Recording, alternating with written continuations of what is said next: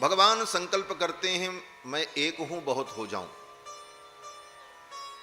जब प्रलय का काल होता है, ये प्रलय और सृष्टि का वर्णन केवल समझाने के लिए, संकेत करने के लिए है, क्योंकि ये घटना कोई नवीन घटना नहीं है। अनादिकाल से ऐसे प्रलय सृष्टि होती चली आई है। पता ही नहीं है कब से कितनी बार प्रलय हुआ और कितनी बार सृष्टि हुई। और सृष्टि के प्रारंभ में, प्रलय काल में भगवान क्षीर सागर में शयन करते हैं, भगवान श्री नारायण। उस काल में ये संपूर्ण सृष्टि सूक्ष्म रूप से भगवान के अंदर विद्यमान रहती है, और ये समस्त अनंत अनंत जीव भी सूक्ष्म रूप से भगवान के अंदर ही रहते हैं। इसीलिए भगवान को, जिन भगवान से ये सृष्टि उत्पन्न होती है, भगवान नारायण से, उनको कहा जाता है सूक्ष्म चिद चिद विशिष्ट। सूक्ष्म चिद, चिद माने जीव, और अचिद माने माया। तो ये संपूर्ण माया सूक्ष्म रूप से, और अनंत अनंत सब जीव, हम आप सब सूक्ष्म रूप से भगवान के अंदर ही प्रलय काल में रहते हैं। जब वो प्रलय काल समाप्त होता है, तब भगवान संकल्प करते हैं कि अब फिर सृष्टि हो।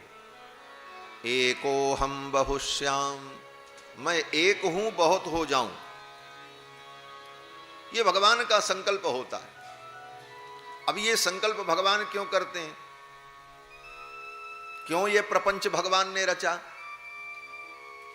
तो कहते हैं लोकवत्तु लीला कैवल्य।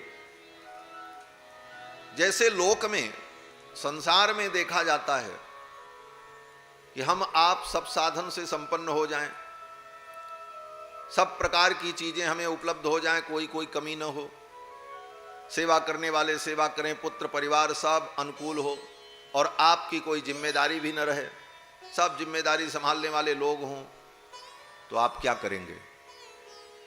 क्या करेंगे आप बताइए? आप चुपचाप बैठ के आनंद से सोएंगे, या तो टीवी देखेंगे, या खेलेंगे, या मनोरंजन करेंगे? इससे ज्यादा और क्या कर सकते? समस्त कामनाएं पूर्ण हो जाने पर व्यक्ति केवल अपने आनंद के लिए, मनोरंजन के लिए ही कुछ न कुछ करता है। उसी प्रकार से भगवान भी आप्त काम, पूर्ण काम, परम निष्काम। भगवान की सारी कामनाएं स्वतः पूर्ण है, उनको कुछ करना थोड़ी। लेकिन अब भगवान करें क्या? तब भगवान भी सोचते हैं चलो कुछ लीला ही करें, बैठे बैठे क्या करना। ये है सूत्र लोकवत्तु लीला कैवल्य। वेदांत में यही कहा गया कि जिस तरह लोक में, संसार में देखा जाता है, जिसकी सारी कामनाएं पूर्ण हो गई, वो अब क्या करे? बोले तो क्या करे? बोले बैठ करके लीला करे, कुछ करता रहे आनंद के लिए, और क्या कर सकता। उसी प्रकार भगवान भी अपने आनंद के लिए, लीला के लिए सब रचते हैं, देखते हैं, आनंदित होते हैं, और फिर जब देख करके, रच करके सब मन भर जाता है, तो फिर भगवान प्रलय कर देते हैं, सो जाते हैं। जैसे आदमी लीला उला देखा, सब कुछ किया, मनोरंजन किया, फिर जाके सो गया, फिर नींद खुलेगी, फिर कुछ करेगा। उसी प्रकार भगवान की ये लीला अनादिकाल से ऐसी चलती चली आई। और भगवान जब संकल्प करते हैं, तो भगवान के अंदर जो सूक्ष्म रूप से प्रकृति और जीव विद्यमान रहते हैं, वही प्रकट हो जाते हैं, स्थूल रूप में प्रकट हो जाते हैं। स्थूल रूप में ये सृष्टि प्रकट हो गई। अब उन जीवों को भगवान ने जब प्रकट किया, तो उनके जो पिछले कर्म थे, प्रलय के पहले जो सृष्टि थी, उस सृष्टि में उन जीवों के जो जो कर्म थे, जिसने पाप किया और जिसने पुण्य किया, जिसके पाप पुण्य जो भी हों, उनका हिसाब तो हुआ नहीं था।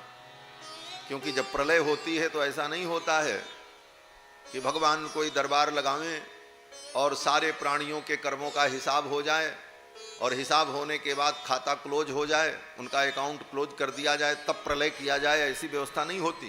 प्रलय तो अचानक होती। तो जब अचानक प्रलय होती है, उस समय अनंत अनंत जीव अपने अपने पाप पुण्य रूपी कर्म को लेकर ही भगवान में प्रविष्ट हो जाते हैं। उनके पाप पुण्य जो कर्म है उनका हिसाब नहीं हुआ था। अब जब अगली सृष्टि होती है तो पिछले उन्हीं पाप पुण्यों को, उन्हीं कर्मों को कारण बना करके भगवान ये विषम सृष्टि उत्पन्न करते हैं। कोई पशु बनता है, कोई आदमी बनता है, कोई देवता बनता है। क्यों? बोले पिछले कर्म जो थे उन्हीं को भगवान कारण के रूप में ग्रहण करते हैं। और फिर भगवान एक अवसर फिर देते हैं, एक बार फिर सृष्टि हो रही है, एक बार तुमको फिर जीवन मिल रहा है। अब फिर इस सृष्टि में चल करके जीवन को पा करके तुम मुक्त हो जाने का उपाय करो। तो ये भगवान का जो कार्य है यह केवल लीला मात्र है।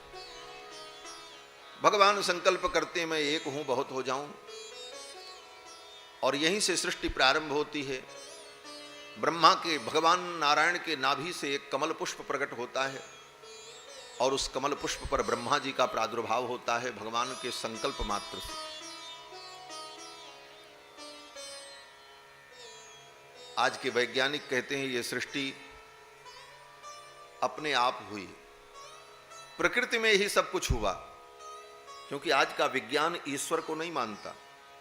आधुनिक विज्ञान ने आज तक ईश्वर को नहीं माना, और ईश्वर की कौन कहे, आधुनिक विज्ञान ने आत्मा को भी नहीं माना।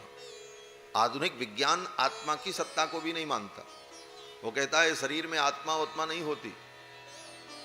बोले तो चलता फिरता क्यों है और फिर मर क्यों जाता है? तो आधुनिक विज्ञान यही कहता है कि शरीर में जितने तत्व हैं प्रकृति के, उन तत्वों का अनुपात ठीक बना रहता है तो शरीर में हलचल बनी रहती है। जब अनुपात खत्म हो जाता है, बिगड़ जाता है, तो आदमी मर जाता है। इसी को मरना कहते हैं। आत्मा उत्मा नहीं होती, ऐसा आधुनिक विज्ञान का सिद्धांत। और तर्क क्या है? बोले तर्क वही चारवाक का, नास्तिक का तर्क। सबसे बड़ा नास्तिक चारवाक हुआ। चारवाक का सिद्धांत नास्तिक सिद्धांत है। चारवाक भी इसी बात को मानते हैं। चारवाक सिद्धांत कहता है कि जैसे पान का पत्ता हरे रंग का होता है, सुपारी भूरे कलर की होती है, चूना सफेद रंग का होता है, और कत्था उसमें जो लगता है वो भूरे कलर का होता है। लेकिन जब चारों आपस में मिल जाते हैं तो एक पांचवा कलर पैदा हो जाता है, लाल लाल रंग प्रकट हो जाता है। उसी प्रकार से पृथ्वी जल तेज वायु आकाश, इन पांचों तत्वों के समीकरण से शरीर में एक अलग तत्व पैदा हो जाता है जिसको चेतना कहते हैं। और उस चेतना के कारण लोग चलते फिरते हैं, डुलते हैं, और वो सारे तत्व जब बिगड़ जाते हैं तो वो चेतना खत्म हो जाती है। इसी को मरना कहते हैं। ये नास्तिक का सिद्धांत है। इसी सिद्धांत को विज्ञान भी आज का मानता है कि शरीर में अमुक तत्व की कमी हो गई इसलिए मर गया। अरे भाई, कमी हो गई तो वो तत्व तुम इंजेक्शन से डाल दो और फिर जिंदा करके दिखा दो। एक पेड़ का पत्ता टूट करके गिर जाए तो उस पत्ते को यथावत दुनिया के सारे वैज्ञानिक मिल करके जोड़ नहीं सकते, लेकिन फिर भी ईश्वर नहीं है, आत्मा नहीं है, इसकी डींग जरूर मारते हैं। एक पत्ता टूट जाए पेड़ से और गिर जाए, और फिर उसको उसी प्रकार से आप अपनी सारी वैज्ञानिक बुद्धि लगा करके जोड़ दो, नहीं जोड़ सकते। भगवान की बनाई हुई उस कृति में आप नया कुछ नहीं कर सकते। फिर भी भगवान और आत्मा परमात्मा के तत्व को नास्तिक स्वीकार नहीं करते। तो आत्मा की सत्ता और परमात्मा की सत्ता तो नास्तिक मानते नहीं। अब उन लोगों का तर्क है कि भाई ये सृष्टि कैसे हुई? तो प्रकृति में अपने आप सब कुछ होता है। प्रश्न ये है कि प्रकृति तो जड़ है, प्रकृति जड़ है। जड़ प्रकृति में अपने आप क्रिया कैसे होगी? बिना चेतन के क्रिया नहीं होती। गेहूं खेत में आप बो दो तो गेहूं में अंकुर पैदा होगा, लेकिन कब? बोले जब गेहूं को कोई व्यक्ति ले जाकर के खेत में डाले और मिट्टी के नीचे ढक दे और पानी से उसको सिंचित करे, तब अंकुरण होगा। खेत भी है और आपके घर में गेहूं भी रखा है, पानी भी है, सूर्य का प्रकाश भी है, लेकिन गेहूं अंकुरित नहीं होगा। क्यों? बोले गेहूं अपने से उठ करके खेत में नहीं जाएगा, प्रकृति उसको अंकुरित करेगी, लेकिन वो गेहूं अपने से नहीं जाएगा। कोई चेतन तत्व, हमारे आप जैसा कोई चेतन तत्व जब बीच में पड़ेगा और वो उसे उठा करके वहां रखकर मट्टी से उसको ढककर पानी से अभिसिंचित करेगा, तब अंकुरण हो जाएगा। ऐसे नहीं होगा। कोई चेतन तत्व सहायक होगा तभी उसमें अंकुरण होगा, क्योंकि पृथ्वी भी जड़ है, गेहूं भी जड़ है, पानी भी जड़ है। जड़ में स्वयं कोई क्रिया नहीं होती। उसी तरह पृथ्वी, जल, तेज, वायु, आकाश, इन पांचों तत्वों में, जड़ तत्व में कोई क्रिया अपने से तब तक नहीं होगी जब तक कोई चेतन उसमें इन्वॉल्व न हो। तो प्रकृति के तत्व तो विद्यमान हैं, लेकिन परम चेतन परमात्मा जब संकल्प करता है तब उसके संकल्प शक्ति के द्वारा यह सृष्टि उत्पन्न होती है। अब आज के लोग तर्क करते हैं कि भगवान के नाभि से कमल कैसे प्रकट हो गया? कमल तो पानी में पैदा होता है, किसी के नाभि से कमल कैसे प्रकट होगा? बोले यहां किसी की बात नहीं है, यहां भगवान की बात है। भगवान के अंदर समस्त शक्तियां विद्यमान हैं, उन्हीं से सब कुछ उत्पन्न होता है और वहीं से सब कुछ की शुरुआत होती है। और उसमें, उस परमात्मा में अनंत अनंत शक्तियां विद्यमान हैं। वहां आश्चर्य, असंभव, ये सारे शब्द वहां नहीं होते। वहां सब कुछ संभव है। भगवान के संकल्प से सब कुछ संभव है।